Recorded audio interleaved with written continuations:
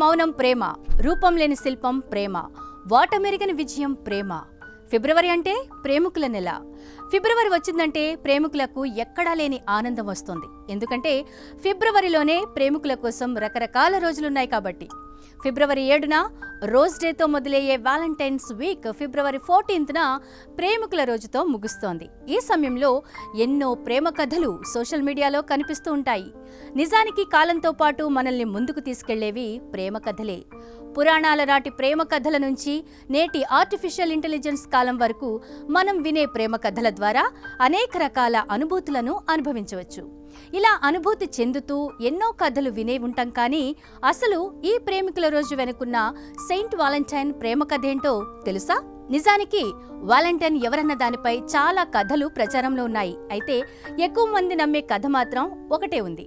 ఈ కథ ప్రకారం సెయింట్ వాలంటైన్ ఒక క్రైస్తవ ప్రవక్త. 3వ శతాబ్దంలో రోమ్ నగరంలో ఉండేవాడు. ఆ కాలంలో రోమ్ని 2వ క్లాడియస్ అనే చక్రవర్తి పాలిస్తూ ఉండేవాడు. ఆయన తన రాజ్యంలో పెళ్లిళ్లను నిషేధించారు. మగవాళ్లు పెళ్లి చేసుకుంటే మంచి సైనికులు కాలేరన్న అభిప్రాయంతో రోమ్ చక్రవర్తి పెళ్లిళ్లను బ్యాన్ చేశారు. వాలంటైన్ కు నచ్చలేదు. దీంతో రోమ్ చక్రవర్తి ఆదేశాలను అతను ధిక్కరించి రహస్యంగా పెళ్లిళ్లు జరిపించారు. ఈ విషయం తెలుసుకున్న క్లాడియస్ వాలంటైన్ ని జైల్లో పెట్టి మరణ శిక్ష విధించారు.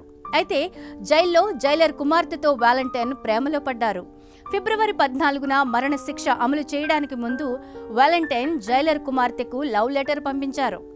ఆ తర్వాత ఆయన చనిపోయారు. అతనికి గుర్తుగా ఈ ఫెస్టివల్ని జరుపుకోవాలని నాటి రోమ్ చర్చి సూచించింది. తమ ప్రేమను వ్యక్తం చేయడానికి ప్రజలు క్రమంగా సెయింట్ వాలంటైన్ పేరు వాడడం మొదలుపెట్టారు. ఆ తర్వాత అది వాలంటైన్స్ డేగా స్థిరపడిపోయింది. వాలంటైన్స్ డేని తొలిసారిగా 496వ సంవత్సరంలో జరుపుకున్నారని చరిత్ర చెబుతోంది.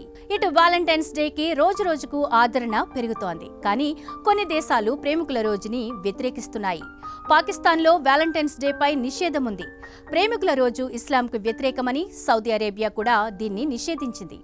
ముస్లిం జనాభా ఎక్కువగా ఉండే ఇండోనేషియాలోనూ దీనిపై వ్యతిరేకత పెరుగుతోంది. ఇటు ఇండియాలోనూ ప్రేమికుల రోజున జంటగా కనిపిస్తే పెళ్లిళ్లు చేస్తామని కొన్ని సంస్థలు హెచ్చరిస్తున్నాయి. అయినా ప్రేమికులు మాత్రం ఎక్కడ వెనక్కి తగ్గరు. ఎందుకంటే ప్రేమ పేరుకు 2 అక్షరాలే అయినా అందులో ఉన్న లోతు సముద్రం కంటే కూడా పెద్దది. ఈ భూమిపై పుట్టిన ఏ జీవైనా జీవితంలో ఒక్కసారైనా ప్రేమలో పడాల్సిందేనని చెబుతారు లవ్ ఎక్స్పర్ట్స్. మరి ప్రేమపై మీ అభిప్రాయాన్ని కామెంట్ చేయండి.